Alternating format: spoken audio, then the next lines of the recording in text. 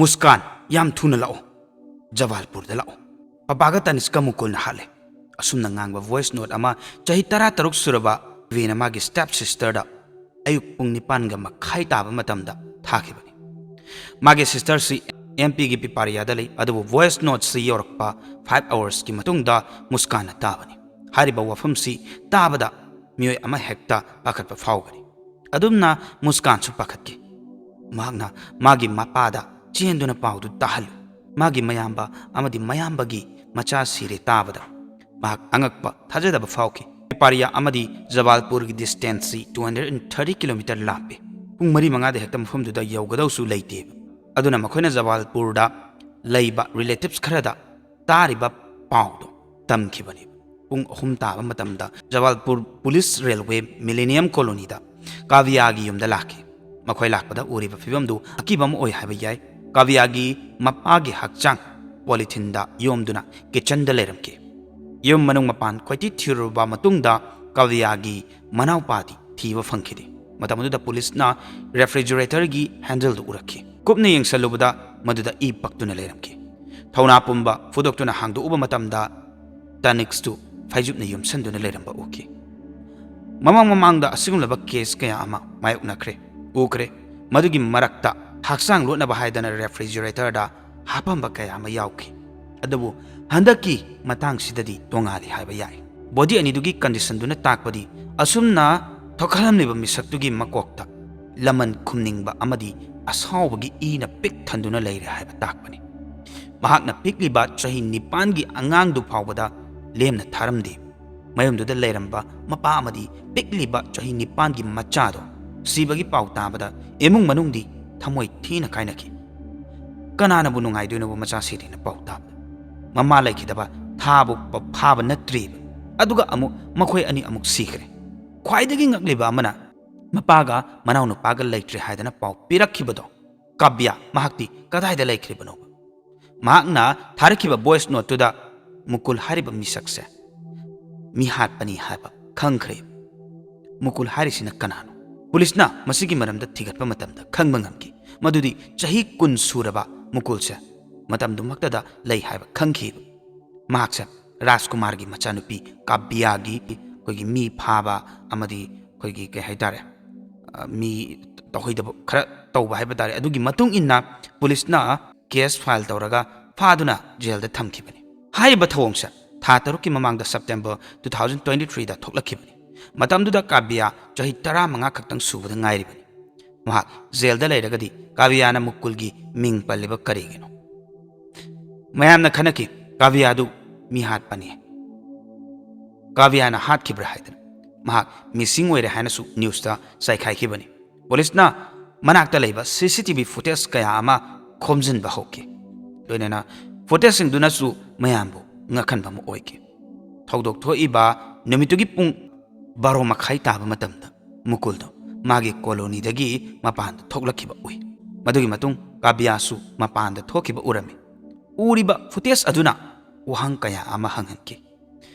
ahanba wahangdi mukuldu jail da lei hairaga kamaina mapan da thoklaibanu haibasini ani subadana kabya do karigi mukulgi matungda chatkhiribano tasangna mukulgi akoigi mi phaba kotpagi tohoidaba thabak tawba nupida adumbagi adugi case to thangat iniba wahang singi paukum khangnaba haidana police na mukulgi case ki history faktuni mamatamda mukul amadi kabya relationship ta lei habase khangba ngamki aduga September 2023 da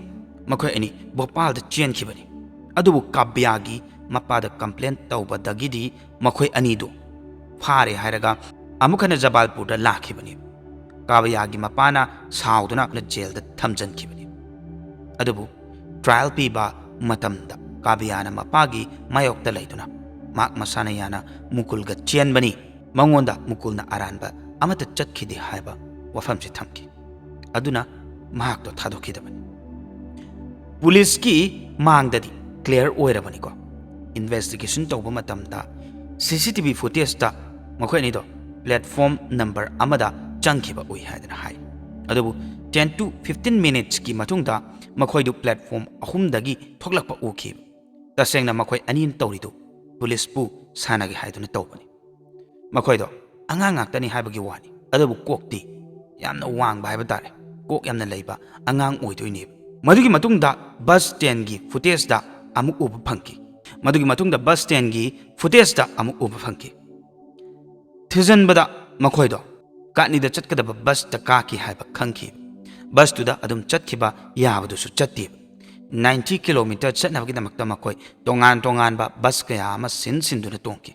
police की team न काटनी यौरकपदा मफमदुदगी मखोय चटमिनखरे अदुबु कदाइदनो हाइबसिदि खंगबा ngamखिद्रे मखोय अनिगी मोबाइल नंबर सर्वेलियंस ता लेबा तारगसु एक्जैक्ट लोकेशन फंगबा ngamखिदे मरमदि इंटरनेट की दमक्ता पब्लिक वाईफाई सिजनबा मरमना पब्लिक वाईफाई सिजनरगा मखोयने यूज तौबा नत्रगना ट्रांजैक्शन तौबा मतमदा इंफॉर्मेशन सी वाईफाई दुदा डोमेन ओइना लेगदोइने मखोयगी मोबाइल दा इंफॉर्मेशन लेते एनी डिजिटल फुटप्रिंट पुलिस ता लेते मरकसिदा काव्यागी मपा अमदी मनाउपागी पोस्टमार्टम रिजल्ट तुसु लाखि मदुदा मपागी मकोक्ता अरुंबा अकनबा पोसक अमना मसिंग 10 मुक हेना थाखिबा ओइगदोइने अदुना मागी स्कलसु साथीने कायरे अदुगा कनिक्स की मकोक्तना तरुक्रक थाखि लोइनना फजुप्ता योमदुना फ्रिजतसु थमनमखि कनिक्स खुदकुदुद सिरे अंगांगदु रेफ्रिजरेटर मनुंगदुदा लेरबा कांता सीबनी हाइदना हाइ अनकपा सीसीटीवी फुटेज ता अमुक मुकुलदो 15 मार्च की अयुक पुंग 3 ताबा मतमदा मखुता ग्लोब उपदुना चटपसु उइ लोइनना मखुता पॉलिथिन अमदी बैग पुदुना काव्यागी युमरोमदा चंखि पुलिसना फोंदोकपदा पॉलिथिनदुदा महाकना गैस कटर अमदी खुत्ता खुतलाय कया अमा पुबनीदना हाइ मुकुलगी मयुमदा चट्टुना थिगतपा मतमददी मयुमदा मागी मयाम्बा अमा लेरंबा उखि मयाम्बदुना हाइबदी जेलदगी मुकुलदो थोक्लाअबा मतुंगदा याम थीना अहोंगबा नाइबा उइ हानागसु मनदी फजना वारी साबा हैत्रे सावरगता लेयेनासु हाइरि महा नोंगमा चुप्पा अमा टॉलीवुड क्राइम थ्रिलर मूवीदो मदुना चिंगबा येंगगा लेय मागी काद थिगलुबा मतमदसु मागी लेरंबा मार्क्स अमदी सर्टिफिकेट सिंगसु पुदुना चटखि हाइ मसिना ताकपदी प्लानिंग हानदगी तौदुना थमने हाना ताकपनी कोना थंगदा पुलिसना मरु एबा लीड अमा फंकी काव्यादु रेस्टोरेंट अमदगी चाबा थकपगी पेमेंट तोरंबा थेंगनगी हाइरिबा रेस्टोरेंट सी पुणेदा लेबनी याम थुना पुणेगी पुलिस बु अलर्ट ओहेनकी पुलिसु मफमदुदा यौरुनबा थोक्लकी अदुबु यौरपा मतमददी अनिदो चटखिबना हालमकी हानगुमना पुलिसना मखोगी लोकेशन दी इखंगदा खंगबनी मखोयसु पुंग खरा मफम अदुदा अदुमक होंदोक होंजिन तौरगा लेरि ngakningaine मखोय था अमदा स्टेट तरेट अमदगिना 9 cities ता चत्तुना लेरखिबनी बस ट्रेन दा खक्तंग नतना कैब अमदी फ्लाइट ता चतोक चसिन तौरे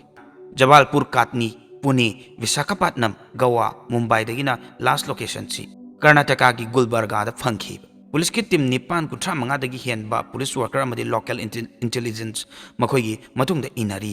अदु बतारगसु ngasi hojik phabu makhoi phaba ngamdana leiri केसिगा मरी लेनबा वहंग खरा लेरिसे काव्या अमदी मुकुल खक्तना पाखुम पीबा ngamgani करिगुम्बा काव्या मुकुल गयानब तारगदी महाकना थोंग हांगदुना मफमदुदा चंगहनबे